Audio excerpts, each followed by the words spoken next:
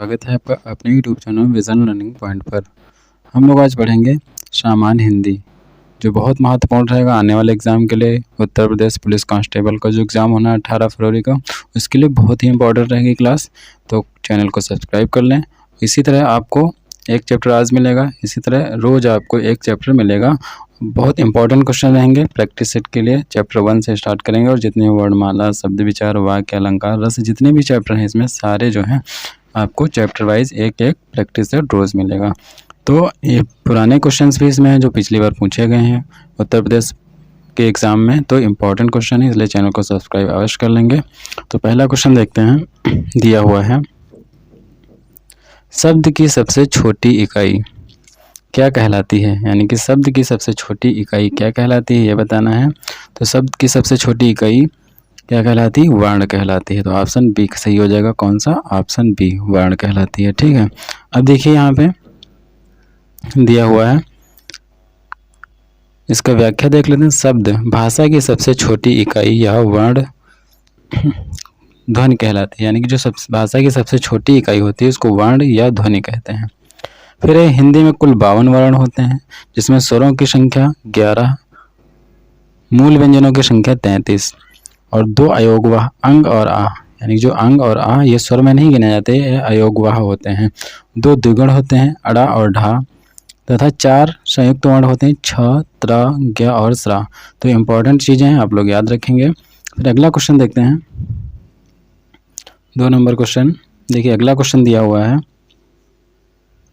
भाषा की मूल इकाई, यानी कि पूछ रहा है भाषा की मूल इकाई क्या है। अभी यूपीएसआई 2016 में पूछा गया है।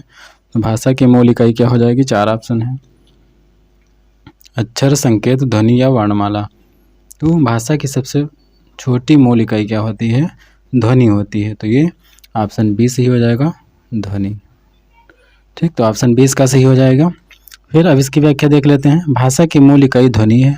भाषा की पूर्ण सार्थक इकाई वाक्य है, यानी कि पूर्ण सार्थक इकाई अगर पूछेगा तो क्या हो जाएगा? वाक्य हो जाएगा। सबसे छोटी इकाई यानी कि वाक्य से भी छोटी इकाई उपवाक्य होता है, और उपवाक्य से छोटी इकाई पदबंध। ठीक, फिर पदबंध से छोटी इकाई पद या शब्द कहलाती है, और पद से छोटी इकाई अक्षर, और अक्षर से छोटी इकाई ध्वनि या वर्ण कहलाती है। तो भाषा की मूल इकाई क्या हो जाएगी? ध्वनि या वर्ण हो जाएगी। तो ये आपका आंसर रहेगा ऑप्शन बी। देखिए इसमें बहुत सारी चीज़ें दी गई हैं, अगर वाक्य पूछ लो, उपवाक्य, पदबंध, तो सारी चीज़ इसमें दे रखी हैं। तो अच्छे से आप लोग इसको रिवीजन कर लेंगे। फिर अगला क्वेश्चन देखते हैं, हम देखिए 3 नंबर क्वेश्चन, वर्णों के समुदाय को क्या कहते हैं? वर्णों के समुदाय को क्या कहते हैं? वर्णमाला, सर्वनाम, अक्षर या क्रिया। तो ये सभी को पता होगा, वर्णों के समुदाय को क्या कहते हैं? वर्णमाला कहते हैं। तो कौन सा ऑप्शन सही हो जाएगा? ऑप्शन ए सही हो जाएगा, वर्णों के समुदाय को वर्णमाला कहते हैं। ठीक, तो ऑप्शन ए हो जाएगा।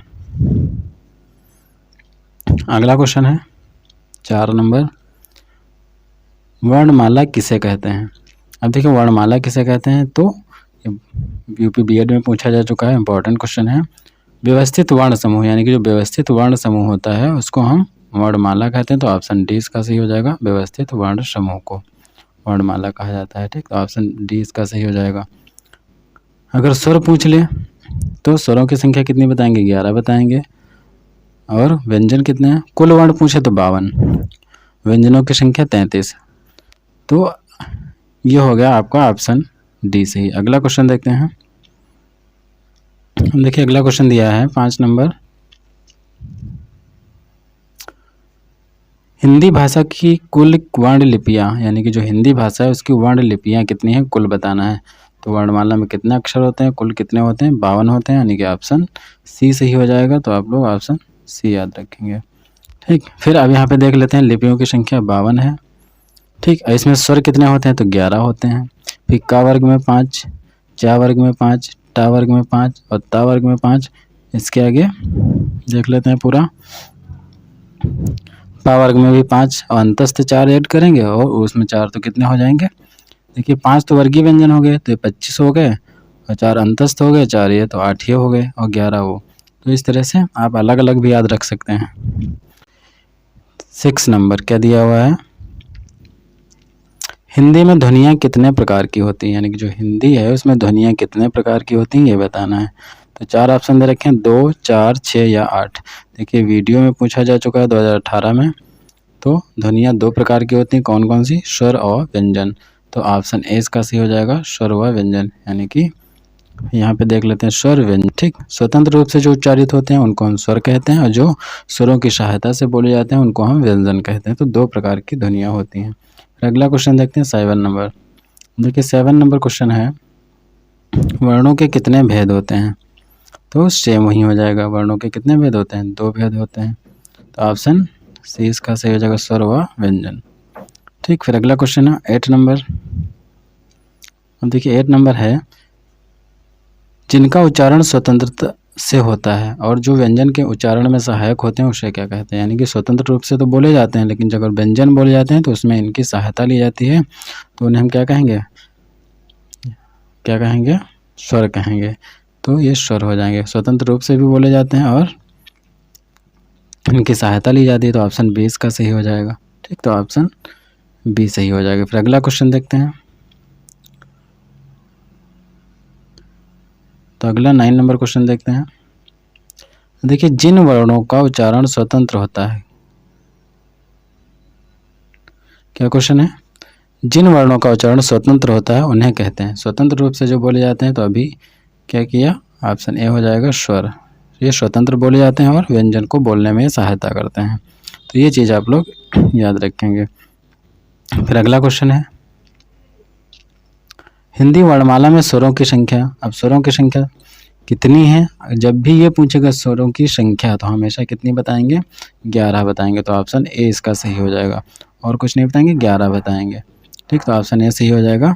और कौन कौन से होते हैं तो ये देख लेते हैं, आ ई उ और री ए आई ओ आओ। तो ये 11 स्वर होते हैं, तो इनको आप लोग याद रखेंगे। फिर अगला क्वेश्चन देखते हैं 11 नंबर। तो 11 नंबर क्वेश्चन दिया हुआ है, निम्नलिखित में से कौन स्वर नहीं है? ये बताना स्वर क्या नहीं है। तो ये सभी को पता होगा स्वर क्या नहीं है। ऑप्शन डी, यहाँ किस में काउंट होता है? व्यंजन में काउंट होता है। तो ऑप्शन डी इसका सही हो जाएगा, यहाँ। ठीक, फिर अगला क्वेश्चन देखते हैं 12 नंबर, कौन स्वर नहीं है? अब कौन स्वर नहीं है बताना है, तो कौन सा ऑप्शन हो जाएगा? 4 दिए हुए हैं, आ उ ए और बा। तो सभी बता सकते हैं, ऑप्शन डी हो जाएगा, बा स्वर नहीं है, क्या है? व्यंजन है। फिर अगला क्वेश्चन 13 नंबर, निम्नलिखित में कौन सा मूल दीर्घ स्वर नहीं है? इंपॉर्टेंट क्वेश्चन है, वीडियो में पूछा जा चुका है। मूल दीर्घ स्वर नहीं है। मूल दीर्घ स्वर होते हैं जो दीर्घ स्वर, पहले देख लें तो दीर्घ स्वर होते हैं जिनमें 2 मात्रा का समय लगे, यानी कि जो हर्ष स्वर होते हैं इसमें 1 मात्रा का समय लगता है और दीर्घ स्वर में 2 मात्रा का समय लगता है। तो मूल दीर्घ स्वर नहीं है। तो मूल दीर्घ स्वर कौन सा नहीं हो जाएगा? ऑप्शन डी हो जाएगा, क्योंकि ये 2 स्वरों से मिलकर बना है, वो भी समान नहीं। किससे किससे बना है तो ये बताना है आपको, जिसमें उ और देखो अ है ओ, तो ये ऊ से मिलके बना है, इसमें ऊ भी आता है ना, तो इसलिए ये मूल नहीं है। आ जैसे आ और आ से बना है, ऊ और ऊ से बना, ई प्लस ई से बना है, ये लेकिन ये अलग अलग से बना है, इसलिए डी ऑप्शन इसका हो जाएगा। अब देख लेते हैं अलग अलग इसकी व्याख्या थोड़ा पढ़ लेते हैं। देखिए दिया हुआ है, हर्ष स्वर, जिन स्वरों की उत्पत्ति दूसरे स्वरों से न होकर स्वतंत्र रूप से होती है, अब उन्हें हम क्या कहते हैं? हर्ष स्वर कहते हैं। जैसे आ ई उ और री, ये मूल स्वर भी इनको कहा जाता है। हर्ष स्वर पूछ ले, मूल स्वर पूछ ले, तो यही 4 आपको बताने हैं। फिर दीर्घ स्वर, तो 2 समान मूल स्वरों के योग से निर्मित होते हैं। जैसे बड़ा आ निर्मित करना तो आ प्लस आ से, बड़ी ई प्लस ई से, ऊ प्लस ऊ से, तो ये मूल दीर्घ स्वर हो जाएंगे। फिर संयुक्त स्वर, तो संयुक्त स्वर क्या हो जाएंगे? 2 असमान स्वर, यानी कि पहला मतलब इसमें कोई समान नहीं होगा, जिन स्वरों से निर्मित होंगे वो असमान होंगे। जैसे ए आ प्लस ई से बना हुआ है, ए आ प्लस ए से, ओ आ प्लस ऊ से, और औ आ प्लस ओ से, तो ये संयुक्त स्वर कहलाते हैं। तो अच्छे से इसकी व्याख्या देख लेंगे। फिर अगला क्वेश्चन देखते हैं 14 नंबर। अब देखिए दिया हुआ है, निम्न में दीर्घ स्वर है। अब दीर्घ स्वर कौन सा है बताना है। तो दीर्घ स्वर क्या होता है? जिसमें 2 मात्रा का समय लगता है, और ऑप्शन कौन सा हो जाएगा? देखिए दीर्घ स्वर पूछा जाएगा तो ऑप्शन इसमें बी हो जाएगा, लेकिन अगर संयुक्त स्वर पूछेगा तो बदल जाएगा। ए और एम एस ये जो है संयुक्त स्वर है, तो इसलिए दीर्घ स्वर है। और ई क्या है? ये हर्ष स्वर है, तो इसलिए ऑप्शन बी इसका सही हो जाएगा। फिर अगला क्वेश्चन 15 नंबर भी देख लेते हैं। निम्न में दीर्घ स्वर कौन सा है, इसमें भी बताना है दीर्घ स्वर। तो बाकी के 3 तो संयुक्त स्वर हैं, लेकिन ऑप्शन ए क्या है, ये दीर्घ स्वर है, तो ऑप्शन ए इसका सही हो जाएगा। ठीक, फिर अगला क्वेश्चन देखते हैं 16 नंबर देख लेते हैं। लिखा है निम्नलिखित में कौन सा संयुक्त स्वर है। अब संयुक्त स्वर बताना है। संयुक्त स्वर जो 2 स्वरों के मेल से बनते हैं, 2 अलग अलग स्वरों के मेल से बनते हैं, उनको हम संयुक्त स्वर कहते हैं। तो ऑप्शन इसमें देख लेंगे डी हो जाएगा, क्योंकि ये सारे संयुक्त स्वर हैं। तो कौन सा हो जाएगा, ऑप्शन डी। ठीक, ऑप्शन डी हो जाएगा। ठीक, ए, आई, ओ और औ ये हो जाएंगे संयुक्त स्वर। फिर अगला क्वेश्चन देखते हैं 17 नंबर। अब देखिए यहाँ पे दिया हुआ है मात्रा के आधार पर स्वर कितने प्रकार के होते हैं। तो सभी को पता है मात्रा के आधार पर, अभी हमने बताया स्वर कितने प्रकार के होते हैं, हर्ष स्वर, दीर्घ स्वर और प्लुत स्वर। तो 3 प्रकार के होते हैं। तो कौन सा ऑप्शन हो जाएगा, ऑप्शन बी हो जाएगा। 3 प्रकार के स्वर होते हैं। ठीक, हर्ष स्वर वो जिनमें 1 मात्रा का समय लगे, दीर्घ स्वर जिसमें 2 मात्रा का समय लगे और प्लुत स्वर जिसमें 2 से अधिक यानी कि 3 मात्रा का समय लगे। तो ऑप्शन बी हो जाएगा इसका सही। फिर अगला क्वेश्चन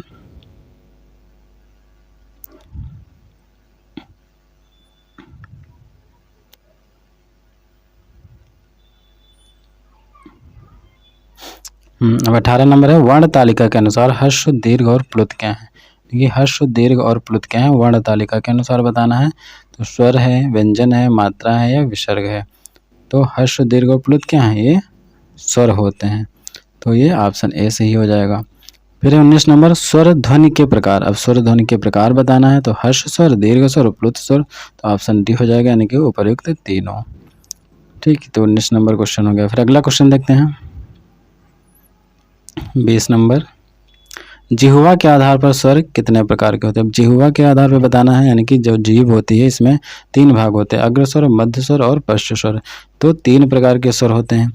तो ऑप्शन बी इसका हो जाएगा, लेकिन इसकी व्याख्या देख लेंगे होते कौन कौन से हैं। तो इसकी व्याख्या देख लेते हैं।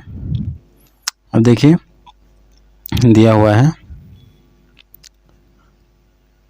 जिह्वा के उत्पादित होने पर या उसकी क्रियाशीलता के आधार पर स्वर 3 प्रकार के होते हैं। अब स्वर 3 प्रकार के होते हैं, तो देख लेंगे। जिन स्वरों के उच्चारण में जिह्वा का अग्रभाग सक्रिय रहता है उन्हें अग्रस्वर कहते हैं। अग्रभाग सक्रिय होगा तो अग्रस्वर। अग्रस्वर कितने होते हैं, ई, ए। अब देखिए सेम है, ई, ए। ऐसा लग रहा है ये आगे की ओर गिर रहे हैं, तो ये अग्रस्वर हो जाएंगे। ठीक, क्योंकि जो ये नीचे स्टैंड इनका लगा है ऐसा लग रहा है आगे की ओर गिर जाएंगे, इसलिए इनको ऐसे याद रखेंगे, अग्रस्वर। फिर मध्य स्वर सिर्फ एक आपको याद रखना है, कौन सा, ये मध्य स्वर होता है। बाकी जितने बचते हैं स्वर वो सब क्या हो जाते हैं, पश्च स्वर हो जाते हैं। बड़ा आ, ऊ, बड़ा ऊ, ओ और आओ। तो ये आपको याद रखना है, इंपॉर्टेंट क्वेश्चन है, पूछा जरूर जाता है। फिर अगला क्वेश्चन देखते हैं 21 नंबर। 21 नंबर अर्ध विवृत स्वर है। अर्ध विवृत स्वर बताना है क्या है। अर्ध विवृत यानी कि देखिए मुख्य द्वार खुलने के आधार पर स्वर 4 प्रकार के होते हैं, कहते हैं विवृत, अर्ध विवृत, समृत और अर्ध समृत। तो सभी के बारे में पढ़ेंगे। तो इसका ऑप्शन पहले देख लेते हैं क्या हो जाएगा, ऑप्शन बी हो जाएगा ए। ये क्या होता है, अर्ध विवृत स्वर है। ठीक, अब इनका व्याख्या पढ़ लेते हैं, इंपॉर्टेंट क्वेश्चन है। देखिए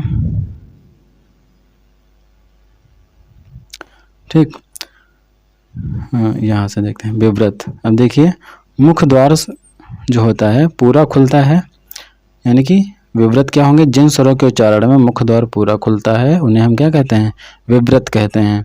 तो बड़ा आ सिर्फ इसमें आता है, एक वर्ण याद रखेंगे। अर्ध विवृत वो क्या होते हैं, जिन स्वरों के उच्चारण में मुख्य द्वार आधा खुलता है।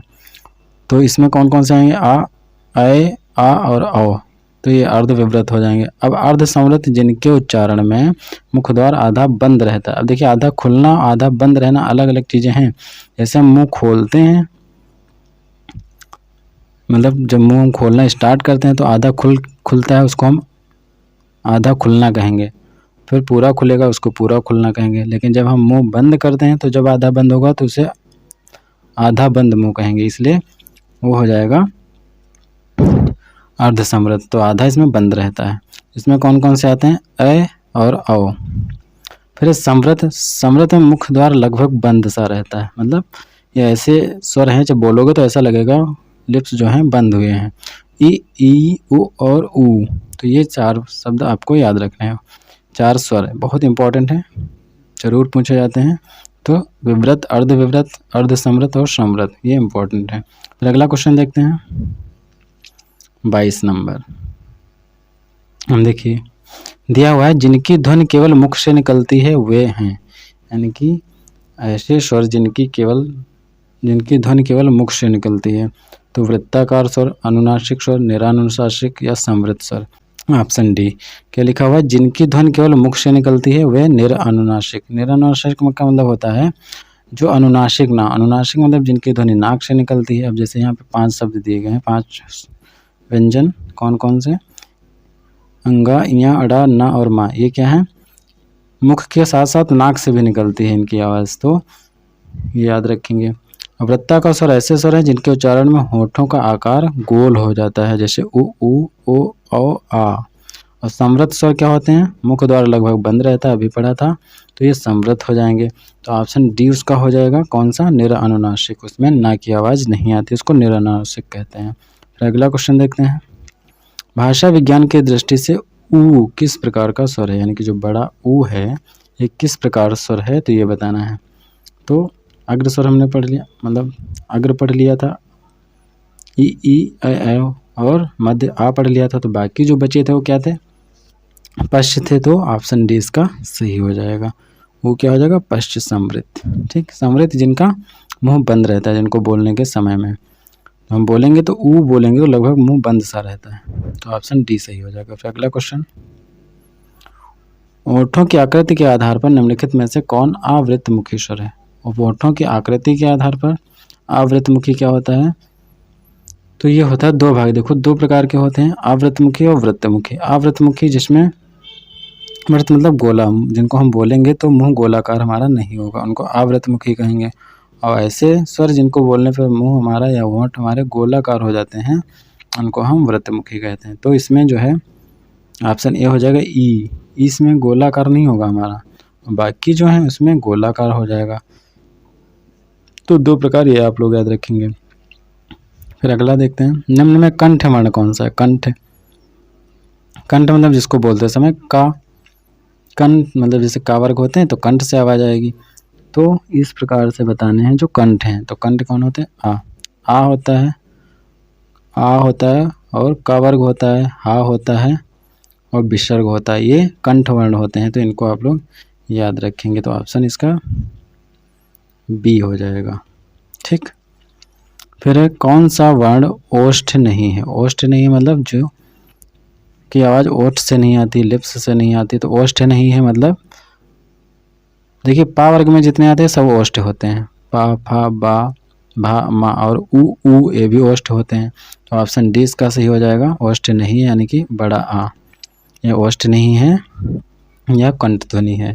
ठीक, फिर अगला क्वेश्चन देखते हैं, निम्न में ओष्ठ वर्ण कौन सा है। ओष्ठ वर्ण कौन सा, फिर से बताएं तो ओष्ठ पा वर्ग वाले जितने होते हैं और ऊ होते हैं, तो ऑप्शन डी इसका सही हो जाएगा। अब देख लेते हैं स्वर, स्वर के बारे में देख लेते हैं, कौन सा स्वर कहाँ से बोला जाता है, किसकी आवाज़ कहाँ से निकलती है। तो कंठ से कौन कौन से स्वर याद रखेंगे, इंपॉर्टेंट है, आ और आ। तालु से ई और ई, मूर्धा री, ओष्ठ से उ, कंठ तालु यानी कि दोनों से ए, और कंठोष्ठ मतलब कंठ और ओष्ठ दोनों को मिला के ओ, आओ। ठीक, तो ये स्वर के बारे में याद रखेंगे, क्योंकि व्यंजन लगभग सबको याद होते हैं, स्वर के बारे में ध्यान रखेंगे क्योंकि स्वर भी पूछ लेते। देखिए 28 नंबर, कंठ तालव्य कौन से। कंठ तालव्य यानी कि कंठ और तालव्य दोनों से आवाज़ जिनकी निकलते हैं उनको हम कंठ तालव्य कहते हैं। तो कौन से हो जाएंगे, ऑप्शन इसका सी हो जाएगा, आए। ठीक, तो कंठ तालव्य। अब देख लीजिए इसके बारे में, कंठ तालव्य वर्ण ए और ऐ हैं। उ का उच्चारण स्थान कंठोष्ठ होता है, मतलब ओष्ठ होता है। रा और श का उच्चारण स्थान मूर्धा होता है।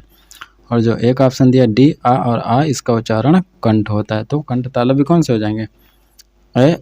अब देखिए कंठ तालव्य यानी कि 2 जगह से आवाज़ इनकी निकलती है, कंठ और तालु दोनों से, और ये संयुक्त स्वर है, इसलिए 2 स्वरों को मिलाकर ये बने हुए हैं आ और ई से, इसलिए आ कंठ से बोला जाता है, ई तालु से, तो आ और ई मिलाने से ए बन गया, इसलिए कंठ तालव्य हो गया। ठीक, तो ऐसे भी आप लोग याद रख सकते हैं। फिर आगे देखते हैं, किस वर्ण का उच्चारण स्थान कंठ तालु है? कंठ तालु है, फिर से वही है, तो ये बता सकते हैं, अभी बताया था, आय हो जाएगा ऑप्शन बी इसका। ठीक, फिर अगला क्वेश्चन दिया हुआ है, आय के उच्चारण में दो जगह खाली स्थान है, सहायता ली जाती है। आय के उच्चारण में तो अभी हमने पढ़ा है कंठ, देखिए दो अक्षरों से मिलकर बना है आ प्लस ई से, तो अ हो जाता है, तो आ कंठ से बोला जाता है, ई तालु से, तो कंठ और तालु हो जाएगा। ऐसे बता सकते हैं आसानी से, ऑप्शन सी इसका सही हो जाएगा, कंठ तालु। ठीक, अगला देखते हैं, अगला है 31 नंबर क्वेश्चन। 31 नंबर क्वेश्चन है, ओ औ किस प्रकार के वर्ण हैं? ओ और औ, तो ये किस प्रकार के हो जाएंगे? कंठोस्थ हो जाएंगे, कंठ और ओष्ठ, क्योंकि ये जिससे मिलके बने होते हैं। औ किससे मिलकर बने? आ प्लस ऊ से, आ कंठ होता है, ऊ ओष्ठ होता है, तो कंठ और ओष्ठ दोनों को मिला देंगे, कंठोष्ठ हो जाएगा। फिर 32 नंबर क्वेश्चन भी देख लेते हैं, इनमें से ओ का उच्चारण स्थल, तो ये भी ऊपर के सेम जैसा है, तो ऑप्शन डी इसका भी हो जाएगा, कंठोष्ठ।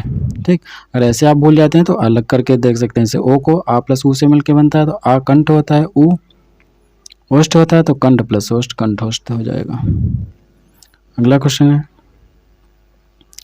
ई चा छा जा झा या आदि का उच्चारण किससे होता है? यानी कि जो ये लाइन दे रखी है चा वर्ग, तो आसानी से आप चा वर्ग अगर जानते हैं तो ई और ई भी बता सकते हैं। चा वर्ग के लिए हम तालव्य का यूज़ करते हैं, तालु से बोलते हैं, तो ये सारे वर्ण तालु से हो जाएंगे, तो ऑप्शन सी इसका सही हो जाएगा, तालव्य। ठीक, ऑप्शन सी सही हो जाएगा। फिर अगला क्वेश्चन देखते हैं, 34 नंबर है, वर्णमाला का कौन सा अक्षर पुल्लिंग नहीं है? अब देखिए इसमें भी पूछ लिया कौन सा अक्षर पुल्लिंग नहीं है, तो इसमें 4 ऑप्शन दे रखे हैं, इसमें बताना है कौन सा पुल्लिंग नहीं है। जैसे सी दिया ऑप्शन ई और बड़ी ई, तो ई और बड़ी ई की मात्रा जिसमें भी लगाते हैं हम, जिस भी शब्द में वो स्त्रीलिंग बन जाता है, तो ई और ई पुल्लिंग नहीं होगा। जैसे स्त्री, नदी, बड़ी की मात्रा, बालिका, ला पे छोटी की मात्रा, तो ये सब क्या हो जाएंगे? बालक से बालिका बना, ई की मात्रा लग गई, तो ये स्त्रीलिंग हो जाएंगे। ठीक, तो अक्षर भी स्त्रीलिंग पुल्लिंग में ध्यान रखते हैं। फिर अगला देखते हैं, 35 यानी कि 35 नंबर क्वेश्चन, किस शब्द में री स्वर नहीं है? अब री की आवाज़ किस में नहीं आ रही है बताना, तो बहुत आसान क्वेश्चन, आसानी से बता सकते हैं, ऑप्शन डी हो जाएगा, आज। इसमें कहीं भी री की आवाज़ नहीं है, बाकी कृपा, दृष्टि, कृष्ण सब में री की मात्रा लगी है, तो री की आवाज़ भी है। फिर अगला क्वेश्चन देखते हैं, 36 नंबर क्वेश्चन है, निम्नलिखित में से कौन से शब्द में री की मात्रा का उपयोग हुआ है? अब री की मात्रा का उपयोग किस में हुआ है ये बताना है। री की मात्रा जैसे फर्स्ट दिया क्रिया, वर्षा, रिपु, और डी है वृष्टि, तो वृष्टि में री का मतलब कि री की मात्रा नीचे लगती है, बाकी क्रिया में और रा की मात्रा है, पदेन की मात्रा, और वर्षा में ऊपर रा रेफ की मात्रा होती है, तो ऑप्शन डी इसका सही हो जाएगा, वृष्टि, क्योंकि री की मात्रा नीचे लगती है। यूपी कांस्टेबल 2018 में पूछा गया था क्वेश्चन, इम्पोर्टेंट क्वेश्चन है। अगला क्वेश्चन देख लेते हैं, निम्नलिखित में से कौन से शब्द में अनुनासिकता है? अनुनासिकता का मतलब जिसमें ना की आवाज़ आएगी, तो ना की आवाज़ लगभग देख लीजिए, संभावित, संभावना, संभव और संभालना, तो संभालना शब्द में अनुनासिकता है। अनुनासिक स्वरों की विशेषता, इसकी व्याख्या देख लेते हैं, विशेषता क्या होती है? इनके उच्चारण में वायु नाक से कम, मुख से अधिक निकलती है। ठीक, यह विशेषता चंद्र बिंदु के रूप में दर्शाई जाती है। चंद्र बिंदु प्रायः तद्भव रूप में प्रयुक्त किया जाता है, तो ऑप्शन डी इसका संभालना। ठीक, तो ऑप्शन डी इसका सही हो जाएगा। फिर अगला क्वेश्चन देखते हैं, एक से अधिक वर्णों के मेल को क्या कहते हैं? सभी को पता होगा, एक से अधिक वर्णों के मेल को हम क्या कहते हैं? वर्ण बताना है, शब्द नहीं, एक से अधिक वर्णों का मेल। जैसे जो व्यंजन हम बोलते हैं उसमें एक से अधिक वर्ण होते हैं, क्योंकि व्यंजन कोई भी लेंगे उसमें स्वर पहले से होगा, तो उसमें 2 वर्ण हो जाते हैं, तो ऑप्शन सी इसका सही हो जाएगा, व्यंजन। ठीक, फिर अगला क्वेश्चन देखते हैं, हिंदी वर्णमाला में व्यंजनों की संख्या। अब हिंदी वर्णमाला में व्यंजनों की संख्या बतानी है, तो सभी को पता है व्यंजन कितने होते हैं 33। अब देखिए कोई सिर्फ व्यंजन पूछा है तो 33 हो जाएंगे, क्योंकि ये वर्गीय व्यंजन का से माँ तक 25 हो गए और अंतस्थ व्यंजन स्पर्श व्यंजन 8 ऐड कर देंगे तो कितने हो जाएंगे 33 हो जाएंगे। लेकिन जो संयुक्त व्यंजन होते हैं इसमें काउंट नहीं करते हैं, तो इसलिए यहाँ संख्या कितनी है देखिए, और कोई 32 और 34 36 नहीं हो सकते, तो 33 ऑप्शन इसमें हो जाएगा। ठीक, अगर वर्णमाला पूछेगा तो 52 हो जाएगा आंसर, स्वर पूछेगा तो 11 हो जाएगा। इस तरह से याद रखना है। फिर अगला क्वेश्चन देखते हैं 40 नंबर दिया हुआ है, निम्नलिखित में कंठ ध्वनियाँ कौन सी? कंठ ध्वनियाँ जो का वर्ग की होती हैं, का कंठ से बोली जाती हैं, तो ऑप्शन ए हो जाएगा कंठ, का और खा। फिर अगला है क्वेश्चन, उच्चारण स्थान के आधार पर निम्नलिखित में से कौन सा दंत है? दंत मतलब जो जिनको बोलने पे जो जीभ हमारी है दांत से टकराती है उनको दंत कहते हैं, तो इसमें ता वर्ग आता है। ठीक, और क्या आता है? ता वर्ग देखो, पा मा और ला, ये जो है पा और मा तो इसमें होंगे नहीं, क्योंकि ये कौन से ओष्ठ हैं। ठीक, ऊ नहीं होगा क्योंकि ओष्ठ है, तो ला हो जाएगा। इसमें कौन सा ऑप्शन हो जाएगा? ऑप्शन बी ला हो जाएगा। तो आसानी से बता सकते हैं, बाकी अगर याद है तो। अगला क्वेश्चन देखते हैं 42 नंबर क्वेश्चन, घा का उच्चारण स्थान कौन सा है? अब घा का उच्चारण स्थान बताना, घा तो आसानी से बता सकते हैं, का वर्ग में आता है, तो घा का उच्चारण स्थान कंठ हो जाएगा। ऑप्शन 20 का सही हो जाएगा। फिर हिंदी की श ध्वनि, जो श ध्वनि है हिंदी की 43 नंबर लिखा है, मूर्धन्य है, दंत है, तालव्य है या ओष्ठ है? श ध्वनि का है तालव्य है, इसको बोलने में हम तालु का यूज करते हैं, तो तालव्य हो जाएगा। ऑप्शन बी इसका सही हो जाएगा।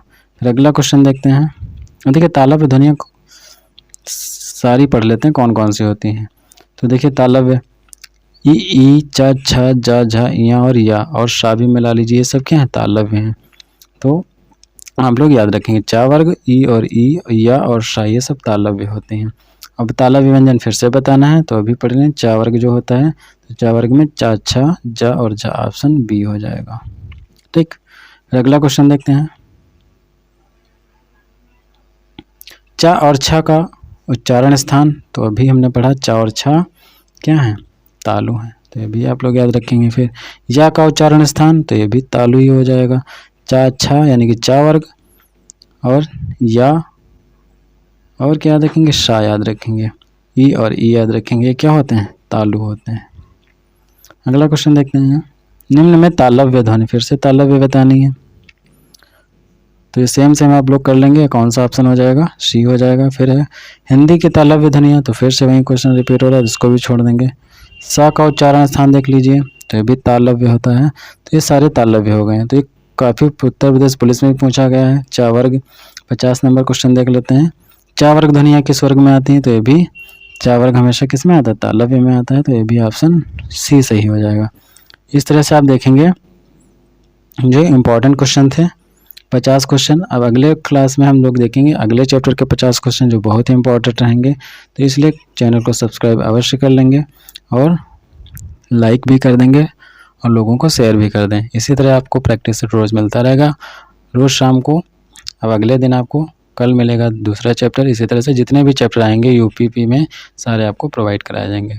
मिलेंगे अगले वीडियो में, तब तक के लिए धन्यवाद।